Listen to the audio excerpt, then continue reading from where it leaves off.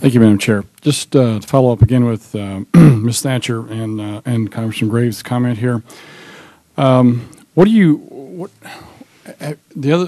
hear that Mr. McGaw's comment a while ago when I was discussing it with him to the fact that they were going to monitor the media and how they represented the H1N1, and while that's fine, to monitor it is fine, but I think you need to act on what you find, and I didn't hear him making that commitment.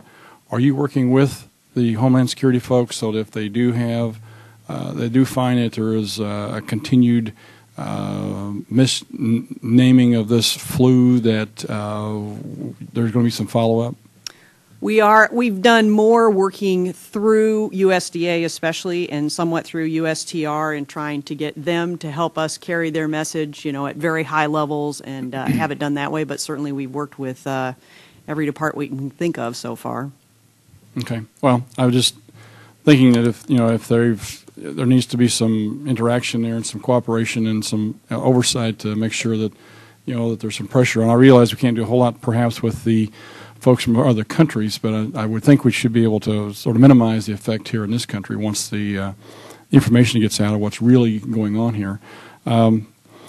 Very quickly, Dr. King and Dr. Taylor, depending on whichever you want to answer, to maybe both, what is the effectiveness of the vaccine? I know we're talking about the shots here. What's the effectiveness? I mean, is it as effective as most other vaccines, or is it less effective? And because it's being promoted. It's being studied.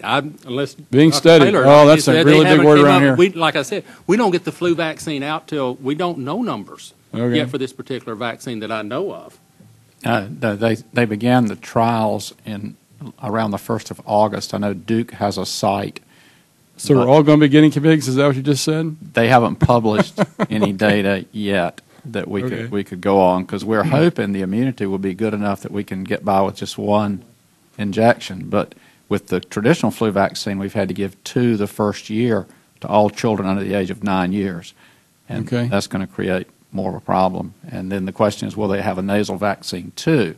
It's rumored that one of the companies will have a nasal vaccine, which will make it much easier to do this. But my follow-up to that then, I don't know, maybe you won't be able to answer it, is have you seen any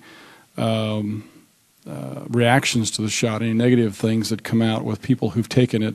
You alluded to autism a while ago. I don't think this is a problem with this particular thing, but is there some other sort of side effects or some other negatives that come with this shot that we need to be aware of or people need to be informed of? Yeah, I'm not aware of any new developments in the way of the downside to receiving the flu vaccine.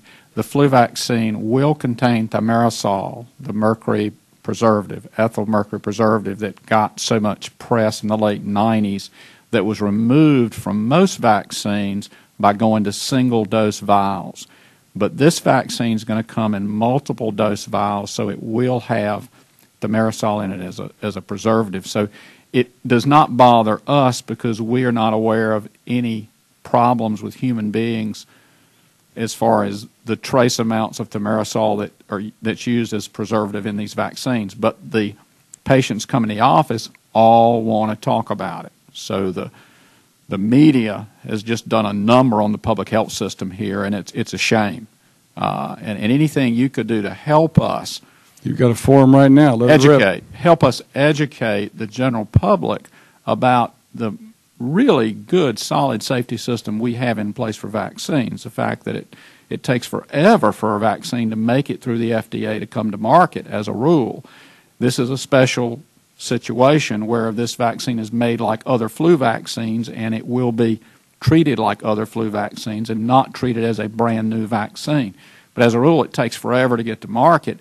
Then it goes into hundreds of thousands of patients as a tracking population by the CDC through the vaccine data link system.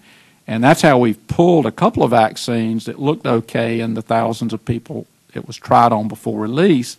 But as soon as it got out to, hundreds of thousands of people, we knew there was a problem and was pulled. So I think our system is a very good system. And I personally, in a practice where we do over 100,000 encounters a year, and our practice is a really big practice, We have never referred a single child to the Vaccine Injury Compensation Program for any chronic or permanent injury from a childhood vaccine. So I think it's extremely rare. We have a compensation system in place, and we need the help of the government in getting the right message to the public. Thank you, Madam Chair.